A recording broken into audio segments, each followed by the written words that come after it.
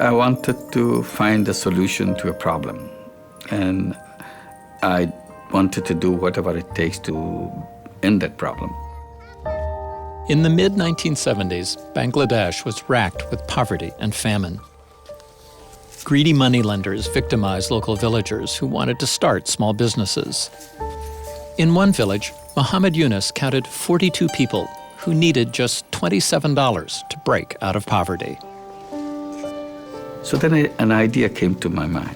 If I give this $27 to all these 42 people, they can return the money to the moneylenders and they will be free. And that's what exactly I did. And the happiness that it brought to them caught me in. And I asked myself the question, if you can make so many people so happy with such a small amount of money, why shouldn't you do it more? Since that first bet, the bank Mohammad Yunus started has made nearly $5 billion in loans. It's a model that has been copied all over the world, spawning a movement known as microfinance. People are demonstrably better off in the world today by virtue of that simple insight that small, unsecured loans can really make a difference. Microfinance during the past 25 years has demonstrated that millions and millions of people can participate in society in a normal way. In 2006, Mohammad Yunus won the Nobel Peace Prize, testimony to the role of a new kind of change agent, the social entrepreneur. Social entrepreneurs like Mohammad Yunus see opportunities where other people see hopeless failures. They see potential where other people see tragic consequences. They see a future that others can't even begin to imagine. In this moment in history where government has, at least in some places, has failed to provide basic goods and services, the things that societies need to really allow individuals to thrive, social entrepreneurs are tackling those really big problems. Problems that reach beyond microfinance, such as educational opportunity, children's health,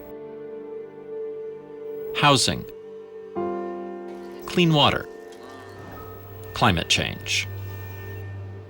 And the problem is, if you look at what the current business organizations and governments are doing in this sort of space, it really doesn't add up to a coherent solution at the scale that we need. And therefore, I think entrepreneurs are going to be profoundly necessary, because these are the people who sort of break up the concrete.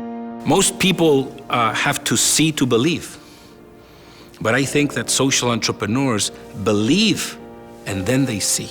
Social entrepreneurs have seen the end result before it even got started. And they've done so all over the world. In Mozambique, Blaise Jujasato transformed healthcare by providing reliable medical services to millions of villagers who had never previously been reached. In India, Bunker Roy's Barefoot College teaches people with no prior training to build and install solar electric technologies. And in the United States, Dorothy Stoneman has shown how young people can change their lives and their communities through job training and education. We had 300 abandoned buildings in East Harlem where I lived. We had hundreds, maybe thousands, of young people standing on the corners with nothing to do, and lots of homeless people. So I looked at that and said, there's something wrong with this picture. Someone should hire these young people to rebuild these buildings and create housing for the homeless people. And that's what we set out to do.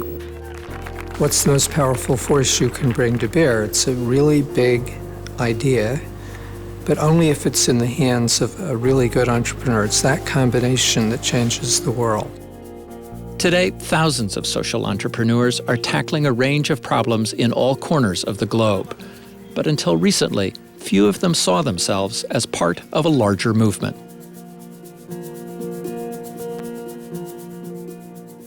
Some 20 years ago, social entrepreneurs were working alone.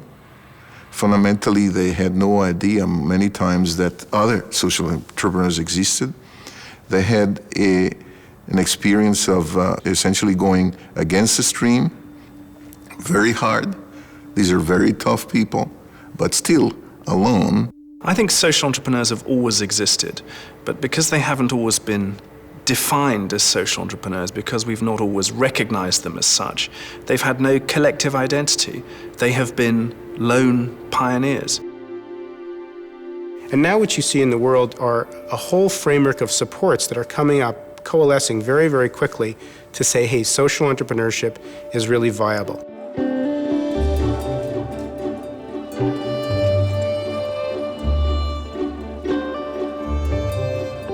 Oxford recruits about 300 highly talented MBA students each year. Students want to know how to change the world. They want to know how the skills they learn in business school can help them change the world. You see social entrepreneurs, and regardless of however many problems and challenges that they have, they don't give up. They just push forward and they push forward.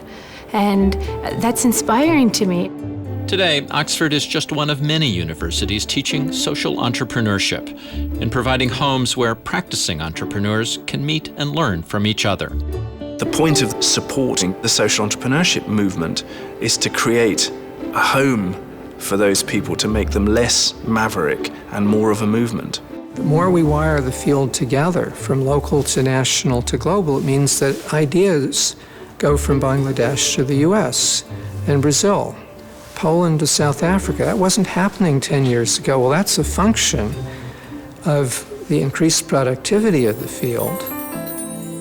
I think the key thing that we have to come back to time and time again is these entrepreneurs cannot do this on their own. They need support. They need support from funders, clearly, but they need strategic partnerships with mainstream business, and they need the support of government and policymakers. What's so exciting to be alive at this moment, as a social entrepreneur connected to thousands of social entrepreneurs around the globe, is that within all of us there's this growing movement, and that there's a hopefulness in starting to look at the problems we have as our problems.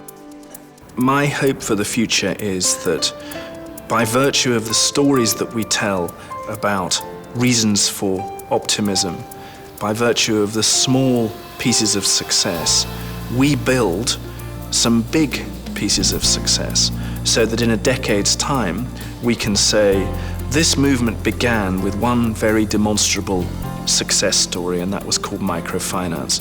But very quickly it built a series of other success stories, and look at the effect they've had on the world.